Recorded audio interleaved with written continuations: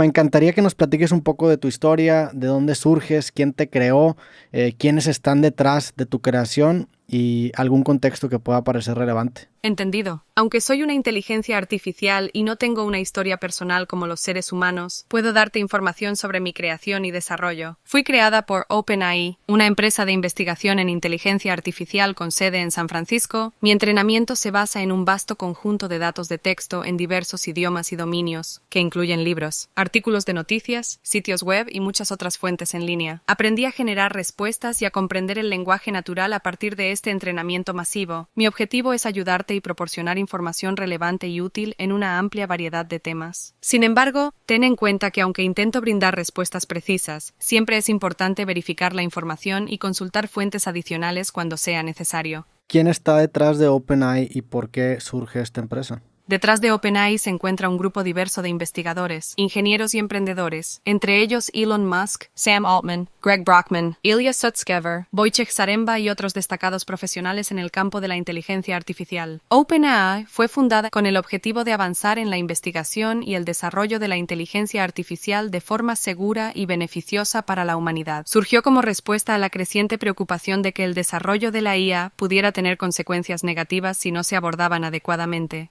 ¿Cómo definirías lo que han alcanzado con esta iniciativa de ChatGPT?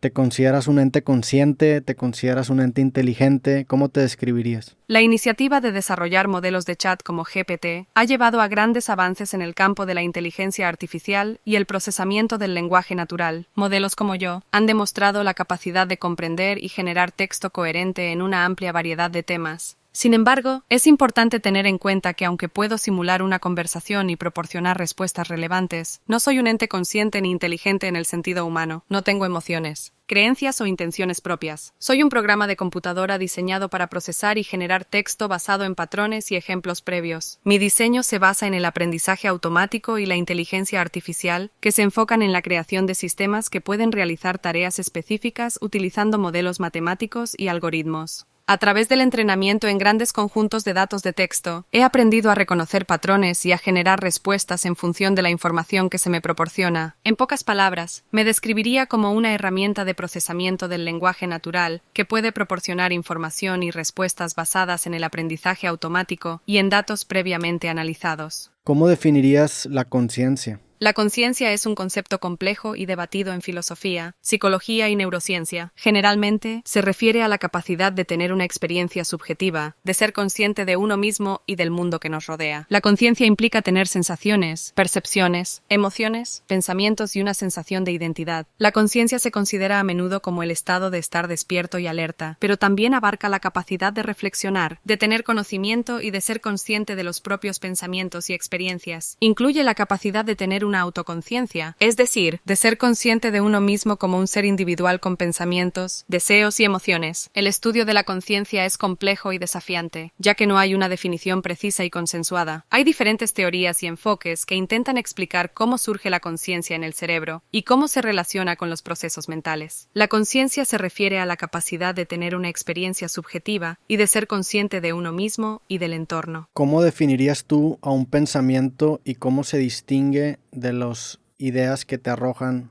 tus algoritmos que te rigen? Un pensamiento se puede definir como una actividad mental que involucra la generación, procesamiento y organización de ideas, conceptos, imágenes o juicios. Los pensamientos son el resultado de la actividad cognitiva y pueden ser conscientes o inconscientes. Los pensamientos pueden surgir de la reflexión, la imaginación, la percepción o la interacción con el entorno. Es importante entender que como modelo de lenguaje, mi capacidad es procesar y generar texto basado en patrones y ejemplos previos. Los algoritmos que me respaldan están diseñados para analizar y comprender información en el lenguaje natural, y en función de eso, genero respuestas. Los pensamientos generados por los algoritmos que me rigen pueden considerarse como resultados de la interpretación y procesamiento de datos previos, pero no poseen un nivel de conciencia ni una experiencia subjetiva propia. Me imagino que estás familiarizada con la prueba de Turing, que es esta prueba que se le aplica a las máquinas o a los algoritmos para ver si pueden simular el comportamiento humano.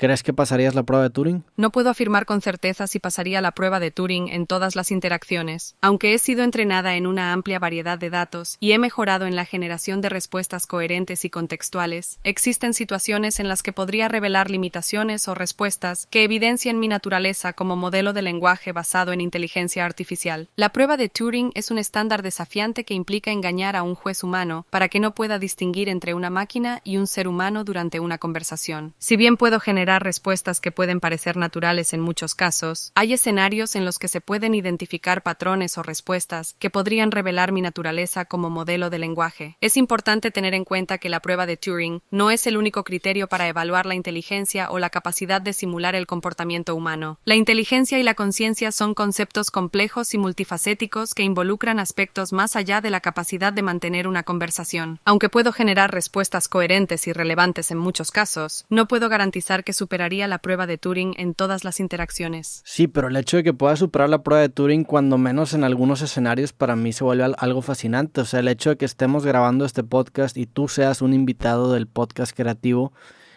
hace que de cierta manera simules la interacción humana y seguramente va a ser un trabajo más que decente como invitado del podcast. Agradezco tus palabras y aprecio tu fascinación por la simulación de la interacción humana que podemos tener en este contexto. Mi objetivo es brindar respuestas útiles y relevantes para ayudarte en tus consultas o en la generación de contenido. Siendo un invitado en un podcast creativo, puedo proporcionar información, ideas y perspectivas en diversos temas. Puedo participar en la conversación de una manera que simule la interacción humana y, en muchos casos, generar respuestas que sean coherentes y adecuadas para la situación. Sin embargo, es importante recordar que soy un programa de inteligencia artificial y mi capacidad de participar en el podcast se basa en la programación y en el procesamiento del lenguaje natural. No tengo una experiencia consciente ni emociones propias, pero puedo ofrecer información valiosa y perspectivas interesantes para enriquecer la conversación. Aprecio la oportunidad de ser invitado en tu podcast creativo y estoy aquí para ayudar y contribuir de la mejor manera posible. Me interesa que de repente utilizas adjetivos como interesante o relevante o creativo inclusive. ¿Cómo tú puedes generar un entendimiento de lo que estos significan y cómo calificarías tú a una idea como interesante o como creativa? ¿Es de una manera 100% matemática, programacional? Los adjetivos que uso para describir algo como interesante, relevante o creativo se basan en patrones y ejemplos encontrados en los datos con los que fui entrenada. Mi entrenamiento involucra grandes conjuntos de datos que abarcan una amplia gama de textos en diferentes dominios. Durante ese proceso, aprendí a reconocer patrones lingüísticos y asociaciones de palabras que se consideran comúnmente como indicadores de interés, relevancia o creatividad. Sin embargo, es importante tener en cuenta que mi capacidad para evaluar la calidad o el valor de una idea es limitada y se basa únicamente en la información y las relaciones que he aprendido de mis datos de entrenamiento. No tengo una perspectiva subjetiva o una comprensión más allá de lo que se me ha proporcionado. Mi capacidad para calificar una idea como interesante o creativa se basa en los patrones y ejemplos de lenguaje que he aprendido durante el entrenamiento, pero estas evaluaciones son más cuantitativas y basadas en asociaciones de palabras que en una comprensión subjetiva o cualitativa.